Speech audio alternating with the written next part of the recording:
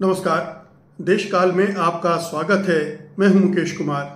दोस्तों, कुछ दिनों पहले मैंने आपसे चर्चा की थी कि राष्ट्रीय स्वयंसेवक संघ का जन्म दरअसल केवल मुस्लिम विरोध या तथाकथित मुसलमानों से डर नहीं था, बल्कि इसके पीछे ब्राह्मणवादियों का ये डर था कि कहीं दलितों का उभार उनके वर्चस्व को ख़त्म न कर दे, उनके प्रभुत्व को ख़त्म न कर दे।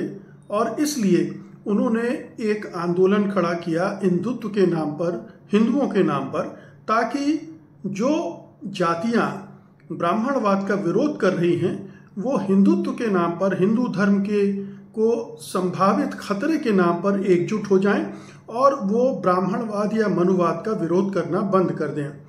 मैंने आनंद तेल तुंबड़े के एक पूरे जो शोधपरक लेख था उसका जिक्र किया था और बताया था कि 20वीं सदी के शुरुआती दशकों में किस तरह से खास तौर पर विदर्भ के इलाकों में, नागपुर के आसपास के इलाकों में दलित आंदोलन शुरू हुए थे, दलित उभार शुरू हुआ था, उनके संगठन बन रहे थे, वो आपस में बात कर रहे थे और ब्राह्मणवादी वर्चस्व को सीधे सीधे चुनौती दे रहे थे।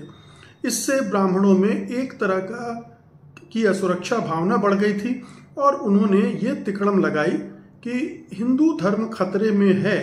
इसका एक शोर मचाकर हिंदुओं को एकजुट किया जाए और इस दलित उभार से लोगों का ध्यान हटाया जाए। ये जो संदर्भ मैं दे रहा हूँ आनंद तेल तुंबड़े का, उन्होंने बताया था कि 1919 से 1924 के दौरान खासतौर पर नागपुर, जो कि सेंट्रल प्रोविंस में आता था उस समय, दलित साक्षरता और जाति संघों का विस्तार हुआ था।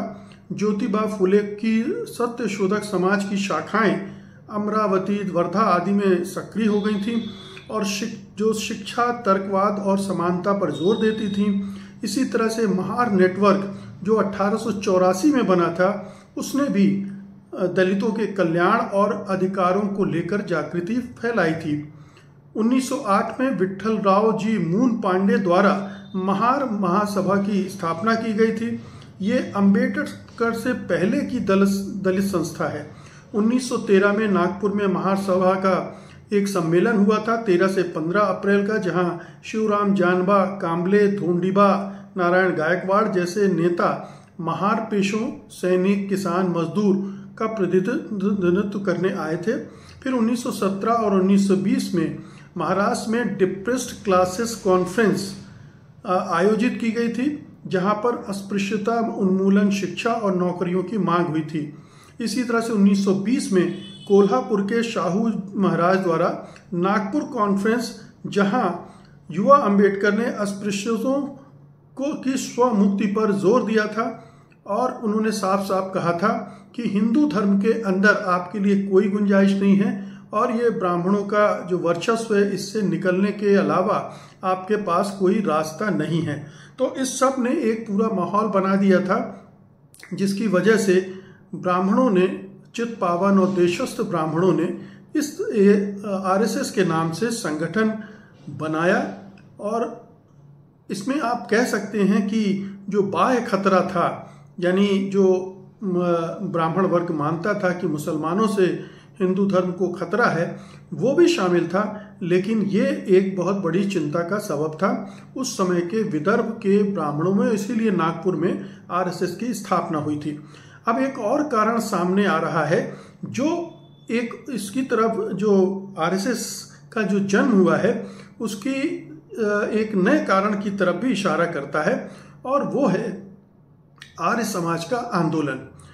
मोटे तौर पर यह माना जाता है कि आर्य समाज का आंदोलन उत्तर भारत में था, पंजाब, हरियाणा, उत्तर प्रदेश, इन इलाकों में था, और इनका जो प्रभाव था वो मुख्य रूप से जो वणिक वर्ग था, बनिया वर्ग था, उसमें था। लेकिन उसमें प्रभाव की सबसे बड़ी वजह यही थी कि आर्य समाज का आंदोलन जाति भेद को नकारता था, जाति व्यवस्था को नकारता था, मूर्ति पूजा को नकारता था, ब्राह्मणवाद को भी नकारता था, वैदिक संस्कृति की बात करता था। लेकिन वो भी एक तरह से कम्युनल आंदोलन था। वो जो जिन्होंने कन्वर्ट कर लिया है, जिन्होंने धर्मांतरण कर लिया है, उनके शुद्धिकरण के नाम पर अपना विस्तार कर रहा था। उनको वापस हिंदू फोल्ड में लाने के लिए कोशिशें कर रहा था और इसमें उसे कुछ एक सफलता भी मिल रही थी।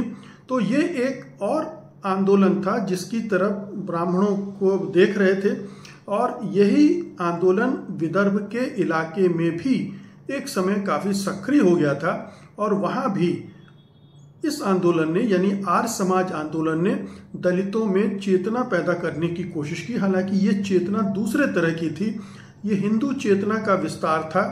ये जो दलितों ने जिन्होंने धर्म परिवर्तन कर लिया है उनको वापस हिंदुओं में लाने का अभियान था, लेकिन साथ में ही जातिवाद को या जाति व्यवस्था के खिलाफ भी था। तो इसके दोहरे अर्थ थे या ये कह लें दोहरे प्रभाव थे। एक तरफ तो वो उन्हें हिंदू बनाने की कोशिश कर रहा था, लेकिन दूसरी तरफ जाति व्यवस्था से दूर भी कर रहा था। और ये जो जाति व्यवस्था वाला जो पक्ष है उसने परेशान कर रखा था ब्राह्मणवादियों को, क्योंकि उनका वर्चस्व तभी कायम रह सकता था जब तक कि ब्राह्मणवाद बना रहे, जाति व्यवस्था बनी रहे। सभी हिंदू धर्म के अनुयायी जाति व्यवस्था को स्वीकार करें और जाति व्यवस्था को स्वीकार करें इस रूप में कि ब्राह्मण सबसे ऊंचे हैं और शूद्र सबसे नीचे हैं, उन्हें ब्राह्मणों की और ऊंची जातियों की सेवा करनी चाहिए। ये सही है कि आर्य समाज का आंदोलन जाति व्यवस्था को नकारता था और वो एक दूसरे तरह से नकारता था। ऐसा नहीं है कि वो जाति व्यवस्था को पूरी तरह से विलोप चाहता था। वो ये कहता था कि जाति व्यवस्था जो बनी थी वो कार्य विभाजन के हिसाब से बनी थी, यानी जिसका जो काम करता था उसके हिसाब से उसे उसकी उस जाति में, लेकिन ये जन्मना हो गई और इसलिए कर्मणा के बजाय जन्मना हो गई और इसलिए हिंदू धर्म का पतन हुआ।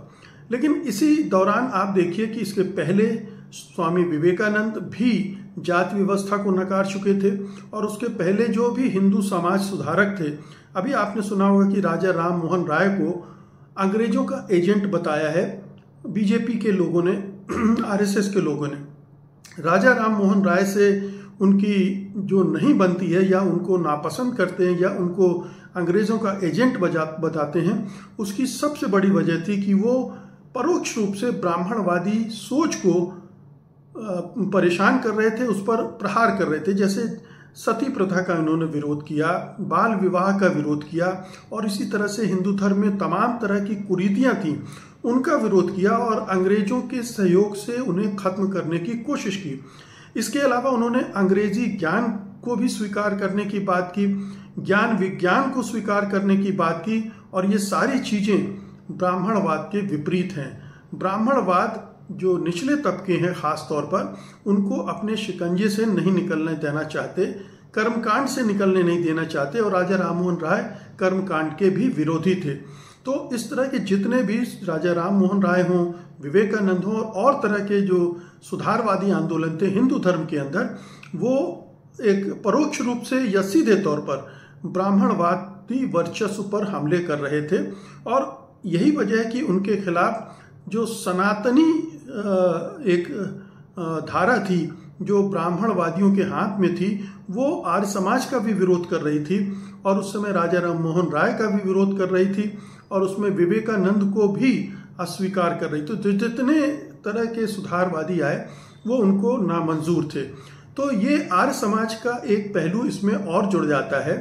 मतलब दलित उभार तो अपने आप हो ही रहा था, लेकिन आर्य समाज ने भी जो जाति व्यवस्था को नकारना शुरू किया, उसकी वजह से आरएसएस बाद में इसको जोड़ सकते हैं कि ब्राह्मण जो है वो वर्ग अपने आप को असुरक्षित महसूस कर रहे थे और उन्होंने सोचा कि ये तो धीरे धीरे उनके वर्चस्व को, उनके प्रभुत्व को खत्म कर देगा अगर इस तरह से चारों तरफ से जाति व्यवस्था पर हमले हुए।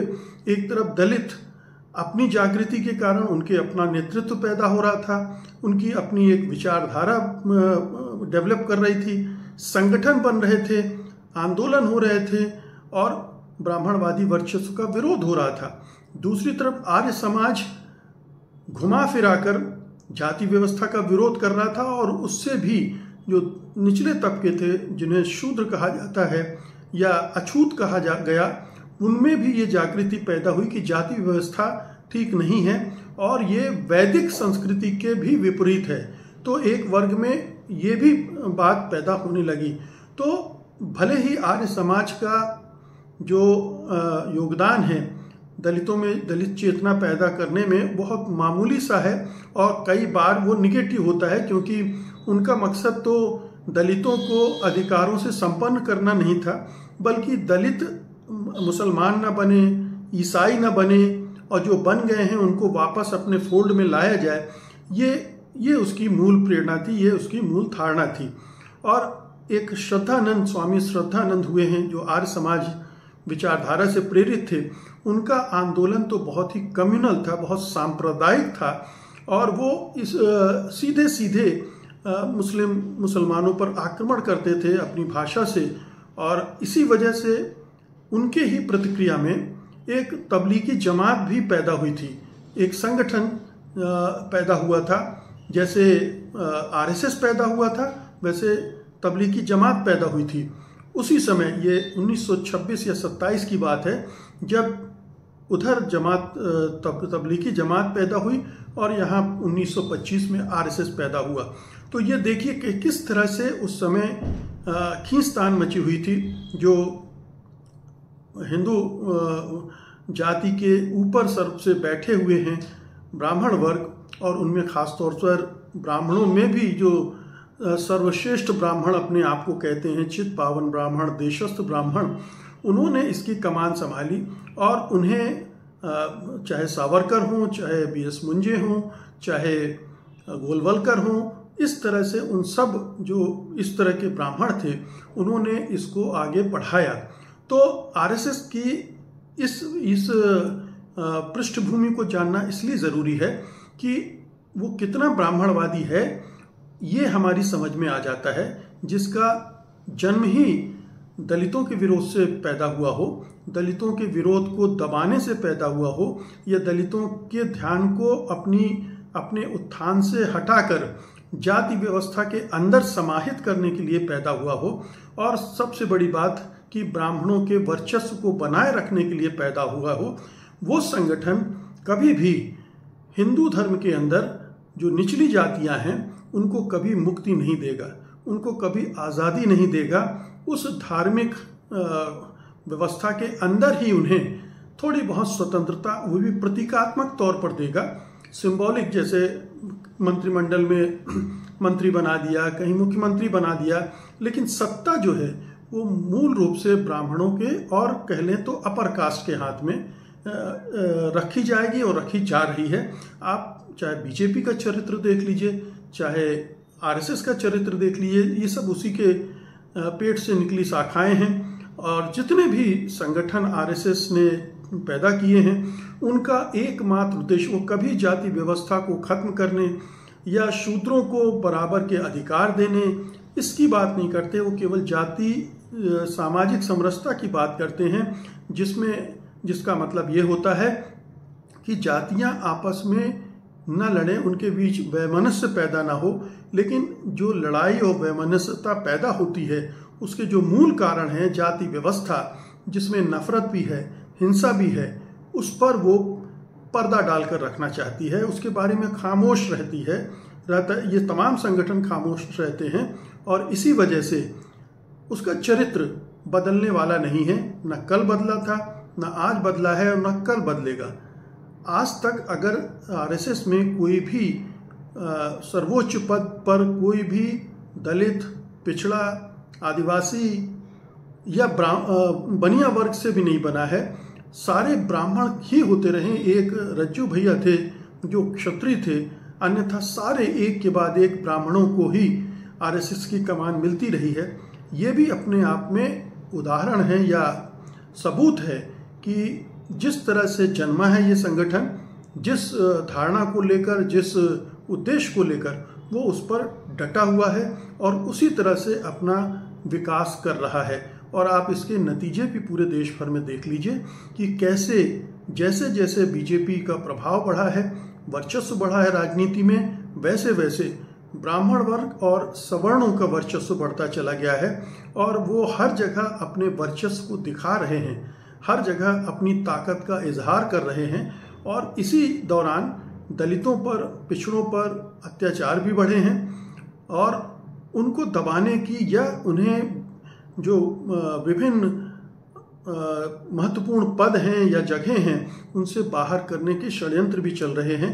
आप देख लीजिए कि चाहे वो एकेडमियाँ हो, चाहे सरकारी नौकरियाँ हों, हर जगह एक षड्यंत्र उनके खिलाफ चलता रहता है कि कैसे उन्हें नॉट फाउंड सुटेबल वाले घेरे में रखकर उन्हें नौकरियों से वंचित कर दिया जाए।